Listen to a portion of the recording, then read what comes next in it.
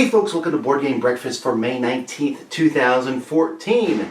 As you know, one of the biggest games that has come out this year is Marvel Dice Masters. Well, it's time for a contest. The current Marvel Dice Masters set is Avengers vs. X-Men. There's another set coming out called Uncanny X-Men, which is great. I love more stuff. I've got a picture of the box, the starter box, it shows a bunch of the dice. Here, you can take a look at it. These are some of the dice that are going to be in the next expansion. Now, if you would like to win 2 of these from the Dice Tower, 2 mats plus a pair of Dice Tower dice. This is the official mat for the Marvel Dice Masters game. It's a great mat. I use it all the time for my games. The Dice Tower will send you 2 of those mats and a pair of dice. All you have to do to enter this contest is email dicetowercontests@gmail.com, and in that email you need to list 1 through 12 the different characters who you think these dice stand for. Now we'll go from left to right and then top to bottom. Okay, so when you're looking at this one, the one in the top with the guy with the frizzly fiery hair, he is first, going down to the bottom. And then from the people who guess the most correctly, one of those random people will be a winner. So you can go back and pause the video and look at those pictures. So anyway, that's a contest. I hope a pile of you enter. All you have to do is email dicetowercontest@gmail.com. Okay, folks. Well, again, welcome. Let's get right to the news. In the news this week, Z-Man has announced that they will be reprinting Zularetto. That's fantastic. I like Zularetto. It's a great game, a Spiel des Jahres winner, and it's glad to see that coming back into print. Another Thunderstone advanced expansion into the Abyss, again with more cards from the original Thunderstone, has been announced from AEG. Gen Con registration opened yesterday, and man, a lot of events sold out because of how popular Gen Con is at this point in time. I was going to say, hey, come see the Dice Tower live show on Friday night at 8 o'clock. But apparently that sold out, although we do want everyone to come see that. So a couple things in regards to that. One, people are going to give up their tickets for it, so keep an eye on the registration. You might be able to pick one up. 2, some of those people might not show up. So you might stop by and come and watch anyway. We hope to make it a good show for everyone to watch. But there's a lot of other cool things at Gen Con, a lot of cool things going on. Now's the time to sign up. Fantasy Flight has shown off some more of the Tantive 4 model, which looks really good. A Corellian Corvette. Very excited about this model coming out. It has some pretty powerful guns. It has a chance to add more guns, multiple guns around it to shoot in all different directions. In unfortunate news, Wizards of the Coast is suing Cryptozoic. Cryptozoic recently kickstarted a collectible game online, the Hex Shards of Fate, and it did quite well. Wizards says that it is too similar to Magic the Gathering, and therefore they're suing over this. Now, I don't know much about Hex, so I cannot comment on how similar that they are. I know that in the lawsuit, which you can go read online, Wizards lists piles and piles of things that really look similar, but of course, they're biased also. So, it'll be interesting to see what happens here. Stronghold has a new game coming out from Mike Fitzgerald, the king of rummy games, but this one's a trick-taking game called Diamonds. Yeah, we already have hearts and spades, and we have clubs from North Star Games. Now we have diamonds. But this isn't about the diamond suits as much as it is about collecting diamonds. And there's quite a few cards in this game, 200 cards. So, well, we'll see. Fifth Street Games has announced a couple Farmageddon expansions. That's a Take That game with nasty vegetables, playing them on other people. So more expansions for that. Steve Jackson announced a whole pile of new releases for September, including their Mars Attacks dice game. But the one I was most fascinated with is Nightmare Chess. Now you guys know that one of my mantras is stop making chess variants, but Nightmare Chess was one of the first, and it totally chaotically messes with chess in a way that just warms my heart. So I'm glad to see that coming back into print. The biggest news, of course, is the Spiel des Jahres nominees have been announced. For the Spiel des Jahres nominees, for those who don't know, it's the biggest game award in the world. It comes out in Germany. The nominees are announced now. The winners will be announced in July. The regular, they nominate 3 games, and then they have a recommended list. Of these 3 games, one of them will win. The Spiel des Jahres award is an award for families, most of all.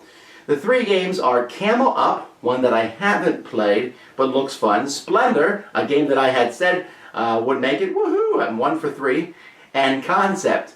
Concept is a fantastic game, and I'm surprised I didn't even think of it when trying to guess the Spiel des Jahres nominees. Not much of a game in the box, it's more like an activity, but still very interesting, and I wonder if this might be the one that wins. Then on their recommended list, they had Voil Shop, SOS Titanic, Love Letter, that was another one of my guesses. Potato Man, which I want to get just for the picture alone, and Sanssouci. The Kennerspiel Awards are awards that are given to games with higher strategy. I'm also 1 for 3 in guessing these. Concordia was my guess for that, and it is a fantastic game. Istanbul, which I haven't played, and Rococo, which I've seen played, and all the guys in my gaming group who played it have told me it's a fantastic game, so I'm looking forward to trying that out.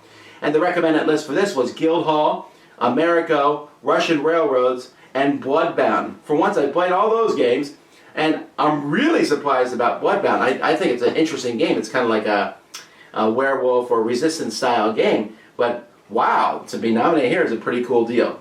There's also a list of Kinderspiel games, and I'm not going to talk about them right now very much because I haven't played a single one of them, except I know they're all good. And because every year they're all good. So I'm going to hunt them all down and try to play them, and well, we'll see which ones win. So again, the winners will be announced later on. So, let's move on. Last week there were several games that came out. Jupiter Rescue, which is a cooperative game from Twilight Creations. The expansion for the Firefly board game, Pirates and Bounty Hunters. Zombies Dead Time Stories, which I've really lost track what number expansion that is. Piña Pirata from Yellow Games. Blue Moon Legends. Now this is the old Blue Moon game, and a lot of people liked it. The 2-player game from Cosmos came out with multiple expansions. Now they've stuck all those into one box. You get a ton of cards in the box. Had a chance to play it this past weekend. We'll talk about that in the future. Suffice it to say it's very similar to the original game, but the card quality is quite good. I also see some Dust Tactics, the new set now from Battlefront. They picked up the license from Fantasy Flight, and so the box is different. And for those who like that miniatures game, well, it's still going strong. And from Fantasy Flight, Descent Oath of the Outcast came out. Now what can you look forward to this week? With, of course, the caveat that you never know what will happen in shipping and such. But Vikings from Z-Man Games looks like it's going to hit the shelves. Sail to India, the great little Japanese game that was picked up by AEG. And Pocket Battles, Confederates versus Union. Pocket Battles is a really small, little, cool tactical war game, really tiny game. And they have different sets of it. Now they have the Confederacy versus the Union. All right, so what's next? Oh, the professor.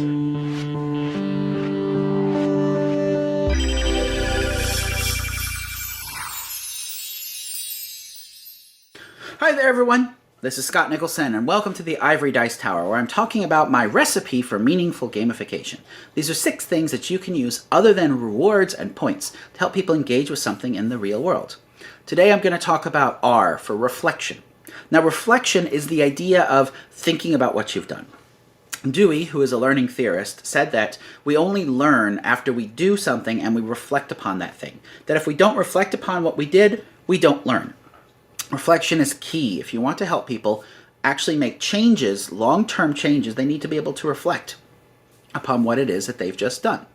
In games, when we have a board gaming session, this actually can happen afterwards. And you know, if you have had a time where when the game finished, you all talked about what happened, it actually adds quite a bit to your enjoyment and understanding of the game. As compared to, all right, we finished the game, close the box, what's next?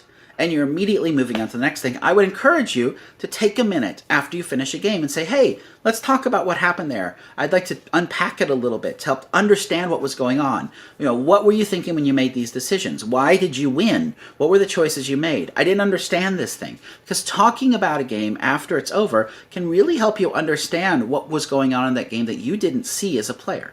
As a player, you have a very narrow perspective that you're going to see one part of the world, you're going to see your thing, and it can be hard for you to understand why people are doing what they're doing.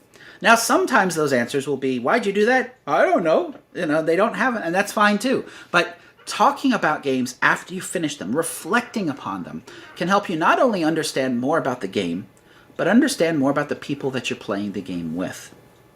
and help you understand what sort of things drive them about games. Because when I sit down to play games, I see myself as a facilitator of a game experience, that I'm trying to help everyone to have an enjoyable experience. And part of doing that is getting to know those people, getting to know their tastes, getting to know what they enjoy. And the only way I get to know that really is getting them to talk about a game after we've finished. So I'm going to encourage you to use reflection, and reflection works in many situations. After you've seen a movie, one of the fun things about seeing a movie is talking about it afterwards. After you ride a ride at a theme park, when you're by yourself, you don't have anyone to reflect with. So you can be all crazy and shaking because you just did 17 inversions. But if you have people to talk about that with, it helps you to reflect about what's going on. And this is why when we play these games, having someone to reflect about what's happening with can make it a much more enjoyable experience and can actually help motivate you to figure out what else you might want to do. And you can use this in the real world as well. In game design, we call this actually a postmortem, where they do these postmortems after a video game comes out, and the whole design team comes together and talks about, all right, what went right, what went wrong, how did this happen, what can we learn from it? So let me encourage you, add a few moments to each game experience and reflect upon what went on with the people that you're playing with. You'll learn more about the games, more about them, and more about yourself. Until later, I'll talk to you then. Bye-bye.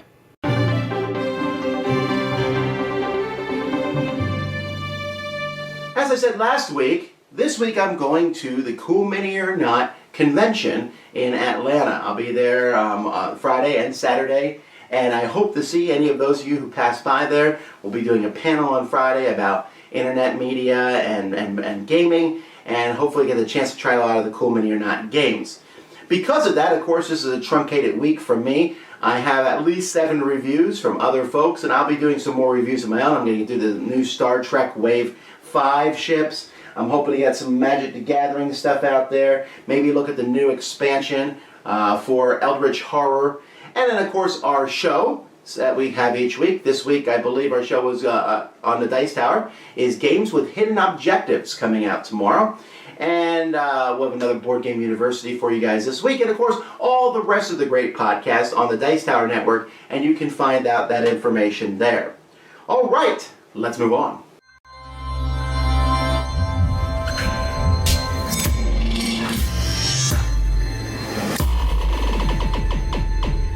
Hello, Dice Tower viewers. Chaz Marler from the Pair of Dice Paradise board game podcast here. And today, I'm going to offer a sneaky tip for the owners of the awesome little game, Hey, That's My Fish. This is one of my favorite games. In fact, I'm sure that it would be right up there in the top 20 if I were to do something like, I don't know, rank my favorite games of all time. Hey, somebody should do that someday. As much as I love it, this is often what happens when playing. I'll just take my first turn here, and I'll just move my guy from here to over here, and I'll I'll just move this. Oh no! I'll just the horror. Fortunately, help is on the way, thanks to our old friend Heroscape. Now, if you own a copy of Heroscape, here's a sneaky tip that you can use to upgrade your game of Hey, That's My Fish. To keep the ice flows from floating away as you play, start by creating the grid of 60 tiles, but using upside-down Heroscape water tiles. Then, place the ice pieces inside of them. With the water tiles upside down, they keep the ice pieces in place as you play. They also match the watery theme of the game, which is an added bonus. So, there's an example of how you can use the water hexes from Heroscape to upgrade your game of Hey, That's My Fish. Heroscape. Once again demonstrating why it is the duct tape of board games. Oh, Heroscape. Is there anything you can't do? Besides, stay in print.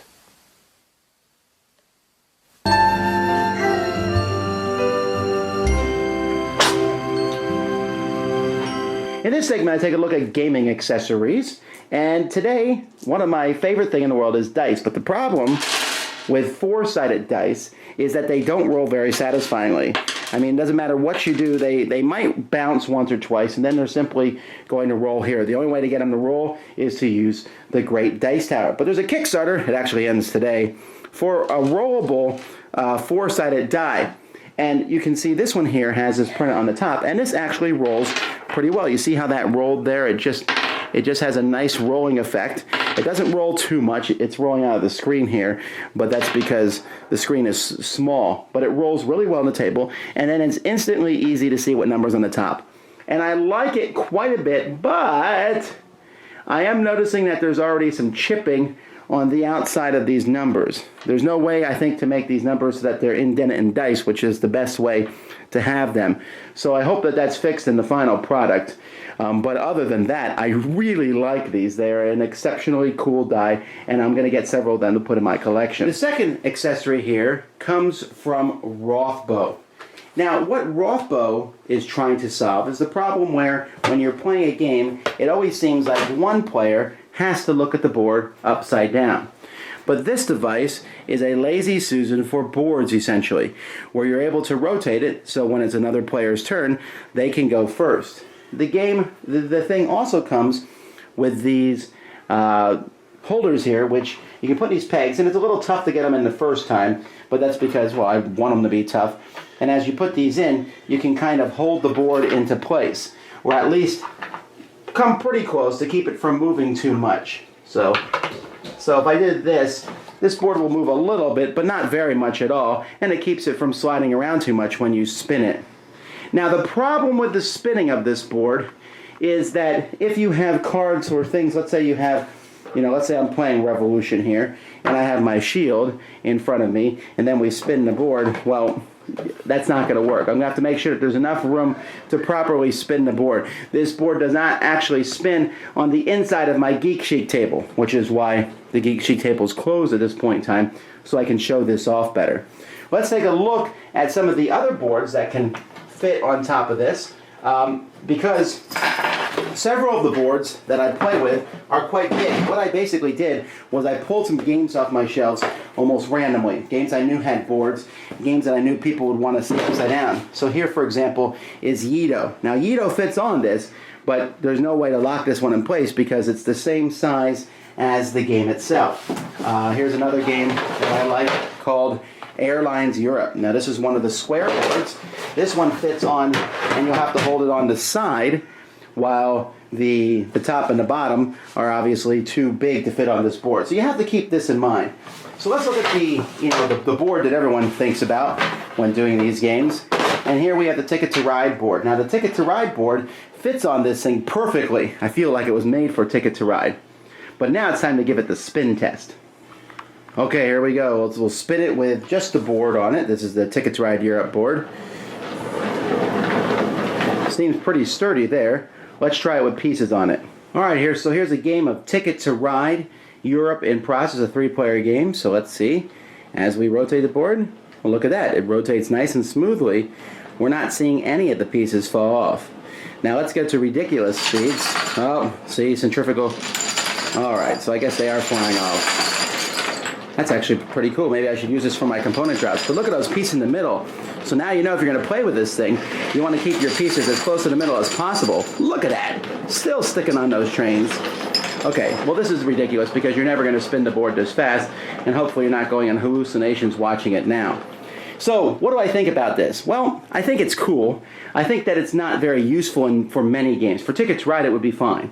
For other games where there's not a lot of things off the board. But once you have stuff off the board, like I said, you have to realize that this thing is taking up more than just its space. It is essentially as long as it is wide because of the rotation factor. So it's a neat idea. It's cool. I think you're getting your money's worth. I think it's $65 to get it. But if you're interested in it, you can check out them. They're online. That's Rothbo, R-O-T-H-B-O. Hello, and welcome to another themed episode. Today's theme is the exciting world of insurance-based games. That's right, we've got actuarial tables and insurance premium payments and... What? Not again!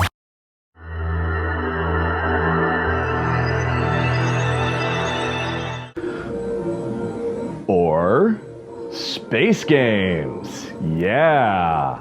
Science fiction has been a popular theme in the arts for a couple of centuries now, so it's only natural that there should be a lot of science fiction themed games out there as well. Now, science fiction is a broad genre with lots of different subcategories in it, so today specifically we're going to be talking about games that have spaceships. First up, we're going to talk about Cosmic Encounter. This classic has been around for decades, and there's a reason for that. Well, there's two main reasons. Reason number one, a die-hard fan base. Reason number two, it's a really cool game. In it, everyone plays an alien race who's trying to achieve 5 colonies in star systems outside their own galaxy. The alien races are where this game really shows off its imagination, because there's hundreds of them if you have all the different expansions, and every single alien race has a special power that lets you bend, warp, or totally annihilate one of the very simple rules of the game. Cosmic Encounter. If you haven't played it, you can't call yourself a gamer. One to beam up. Next up, we've got a modern classic, Lattes, I hope I said that right, Galaxy Trucker.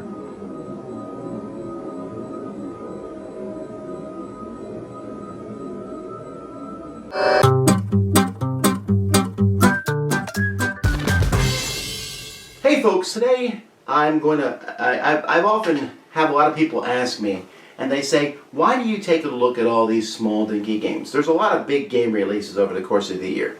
And you can argue over what's big and small, but it's pretty obvious that when Fantasy Flight comes out with, some new game, say Eldritch Horror, that's a game that's a big release, a big deal, everyone talks about it. While a very small publisher who no one's ever heard of, that's not as big of a deal. And I certainly can see the difference in the views of my videos. When I do a review of a release that's a big release, obviously a lot more people are going to watch those. And some people say you only have so much time to review games. I was looking at my numbers, and I don't think I can do more than 400 to 500 video reviews a year. I mean, it's just pretty much impossible, because you have to play these games multiple times to be able to review them, and to be able to pull that off and review them over the course of a year is just, there's only so much time. So why not drop all these smaller game publishers and only focus on the big ones, is a question a lot of people ask me. And I certainly can understand it. I don't think it would hurt our channel tremendously if we stopped reviewing a lot of these little ones. But let me tell you why I do it. One is historic. From the beginning, I was always looking for these small publishers and doing that. And just because the Dice Tower has grown, I don't think that we should be like, well, now you have to have so many copies of a game published before we take a look at it. We do have to draw the line somewhere, and I've said in the past we've done it at print and play games with GameCrafter and such, because, again, simply because of timing purposes, we just don't have the time to do all that. So we do have to draw a line somewhere, but we've always done that, and I want the Dice Tower to always be, well, of course we're going to talk about the big releases, of course we're going to do that, but we also want to champion small stuff. And that would be my second thing, and this is my main reason, is because I'm always looking for the diamond in the rough.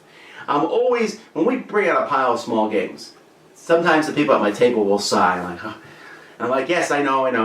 Most of these games will probably not be very good, but every once in a while, there's a small game from a small publisher, and we're like, wow, this game is fantastic. And that's exciting, because we've found something a lot of people don't know about. And that's a big deal, and it just gets me giddy and excited, and it's worth playing all the other ones, which weren't so hot and exciting. So I love that feeling.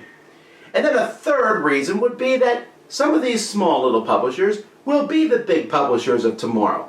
Every big publisher had their start as a small, they don't just come out the gate with this big giant company and all these games. They start small, and so we want to find these guys early and form relationships with them. But it all comes back to that second reason, is just that finding that game. It's very disappointing when I play a big game that's been hyped, and I play it and I'm like, wow, this game wasn't very good. I didn't enjoy it that much. But the opposite is true when I play a small game and it looks unassuming in a box, and you play it and you say, wow, this game is fantastic. And then I have the opportunity to come online and tell everybody else how fantastic this game is. And maybe even hook this person up with distributors and publishers and things, because I think the game is that fantastic. And so that is why we keep and continue to take a look at the smaller game publishers, and will continue to do so. And I encourage you to take a look at them yourself sometimes. Sure, it's easy enough, and we talk a lot about Marvel Dice Masters and the latest Z-Man game release, and AEG, and Asmodee, and Fantasy Flight. But every once in a while, take a look at those smaller games, especially the ones that were reviewed highly, because you might be missing something pretty cool, and it doesn't have to come from Fantasy Flight to be awesome. G'day, Tiger. Who do you want to be today?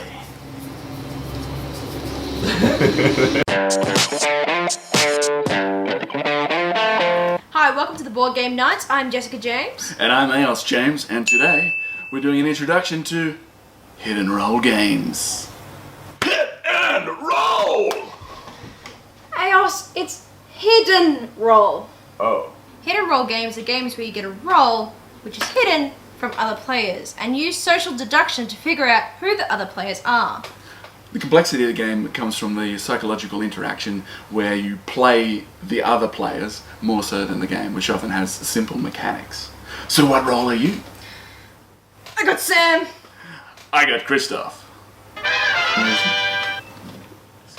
Oh, we're reviewing Hidden Roll games. Hi, I'm Sam Gillespie. And I'm Christoph Schrader. And let's cover some of these games. So the first one that we have is The Resistance. And The Resistance is a great game where you have a resistance trying to go on missions to accomplish points, but on that resistance there will be some spies, and those people will be trying to work out who each other are, and it's an interesting little social deduction game. Another good example of Hidden Rolls game that I like is Shadow Hunters. As the title suggests, they are shadows and they are hunters. They're both trying to kill each other. But to spice things up, there are different amounts of neutrals in the game, different objectives to try and mix things up a little bit.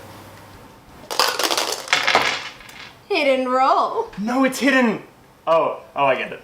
So, did you work out who you are? I'm King Eos. So if that's Christoph Zeos, then I must be Jess! Haha, you were wrong. So, Eos, the thing about Hidden Rolls games is that they tend to be very easy to get into, and they also tend to large groups of players, which can be very cool for a game night. Yeah, most of the games also don't have a great deal of components, often involve cards or many cards in some cases, and the price point is just right, because they're often cheaper because there's less Micro games almost, like very small boxes. Hope you enjoyed our introduction to Hidden Roll games. Enjoy the rest of your board game breakfast. I got Vasel! Well, that was odd. But anyway, that's it for Board Game Breakfast this week. Until next time, guys, you can find us here. You can find us at dicetower.com. If you'd like to get just the audio version of this and some of our other videos we put out over the course of a week, you can find that at dicetoweraudio.com. Guys, we really appreciate it. I hope to see some of you in Atlanta this week. What game will win the Spiel des Jahres? We don't know. Let's go find out. Thanks for watching Board Game Breakfast. Tune in each week for your daily dose of gaming goodness with Tom Vasel and all the gang. Until next time, I'm Eric Summerer, and you've been watching Board Game Breakfast, a Dice Tower production, sponsored by Cool Stuff Inc., an amazing place to buy board games. Cool stuff, in stock, at coolstuffinc.com.